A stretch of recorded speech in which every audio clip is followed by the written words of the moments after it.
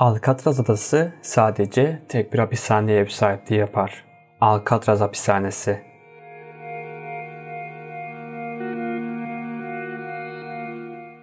Alcatraz Hapishanesi öyle klasik suç işleyen insanları alan bir hapishane değildi. Suç işlerseniz hapishanelere gönderilirsiniz. Oralarda da rahat durmazsanız Alcatraz'a gönderilirsiniz. Yani bu hapishanedeki herkes azılı gerçek bir suçluydu. Masum olan bir insanın girmesine imkan yoktu. Hücreler bir dolaptan biraz daha büyük şekilde tasarlanmıştı. Kollarınızı sağa ve sola dahi açamıyordunuz. Hapishane ada hapishanesi olduğundan dolayı kaçmaya çalışan kişiler mutlaka denizden geçmek zorundaydı.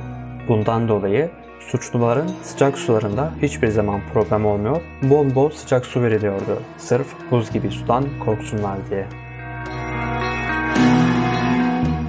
Al Capone gibi azılı suçlular da bu hapishanedeydi.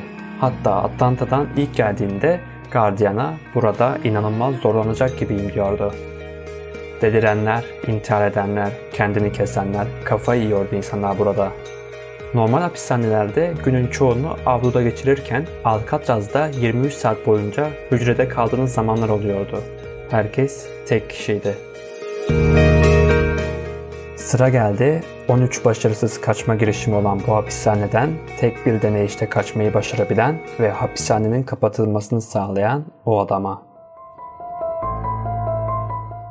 Frank Lee Morris 1 Eylül 1926 günü Washington'da doğdu.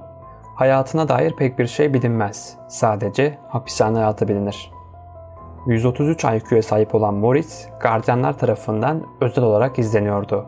Her zaman Alcatraz'dan kimse kaçamamıştır diyerek Morris'i öyle bir işe kalkışmaması için korkutup duruyorlardı. Hapishaneden kaçma planında daha önce aynı hapishanede kalmış oldukları John ve Clarence Anglin kardeşler ve Alcatraz'da tanıştığı Alan West vardı. Fakat kaçış günü Alan West fazlasıyla yavaş olduğu için kaçmayı becerememişti. Bütün o kaçış planını, neyi nasıl yapacaklarını sadece Morris söylüyor, diğerleri onun ne kadar zeki olduğunu bildiğinden dolayı ona uyuyorlardı. Morris uzun bir süre sakin sakin ortamı gözlemleyip durdu. Bu gözlemler sonucunda şunu fark etti. Alcatraz'ın duvarları eskimiş ve denizin duvarlara vurmasıyla duvarlar aşınıyordu. Bunu anlar anlamaz eline ne olduğu bilinmeyen bir alet aldı ve lavabonun altındaki küçük havalandırmayı kazmaya başladı. Gündüz vakti kaçmaları imkansızdı. Çünkü farklı saatlerde durduk yere hücrelerde sayım yapılıyordu. Gece vakti ise sayım yapılmıyor, sadece devriye geziliyordu. Morris bundan dolayı yataklarına kendilerine benzeyecek şekilde manken kafası yapılmasını düşünmüştü. Orada berberde çalışan bir mahkumdan saçlar aldı, mankeni yaptı ve saçlarını kendisi gibi yaptıktan sonra yatağına koyuyor ve örtüyü boynuna kadar çekiyordu. Gardiyanlar onu uyuyor sanıyordu. Derdikleri yere de dergilerden maketler yapıp yerleştirmişlerdi. Bunu da anlamak çok zordu. Amaçları derdikleri hücre duvarının içinden yukarıya tırmanıp çatıya ulaşmaktı. Fakat şöyle bir zorluk vardı.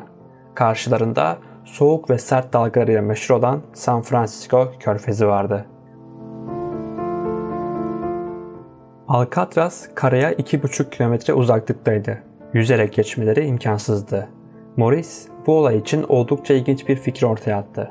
Bir bot yapacaklardı. Bunu yağmurluklar ile yapacaklardı. Yaklaşık 50 tane yağmurluk kullanmışlardı.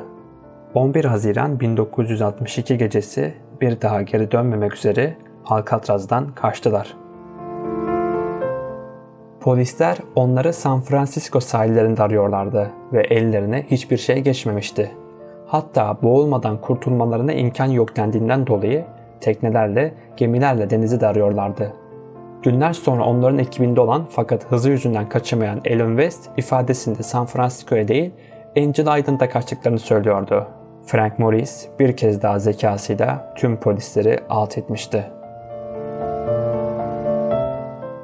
Bu ifadeden sonra polisler bölgeye gittiğinde botları, kürekleri ve ayak izlerini bulmuştu fakat onlar neredeydi bilemiyorlardı. 2013 yılında San Francisco Polis Merkezi o kaçan mahkumlardan biri olan John Anglin'in imzasını taşıyan bir mektup almıştı. Adım John Anglin. Haziran 1962'de kardeşim Clarence ve Frank Morris ile birlikte Alcatraz'dan kaçtım. 83 yaşındayım ve halen yaşıyorum. Kanser hastasıyım. Firar ettiğimiz gece ölmedik. Hayatta kalmayı başardık.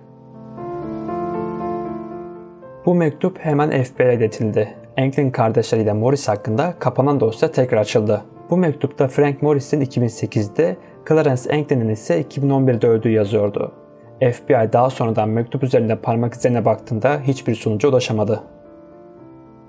Böylece bir olay daha kesin olarak sonucu bilinmediğinden dolayı ucu açık bir şekilde sonlanmıştı.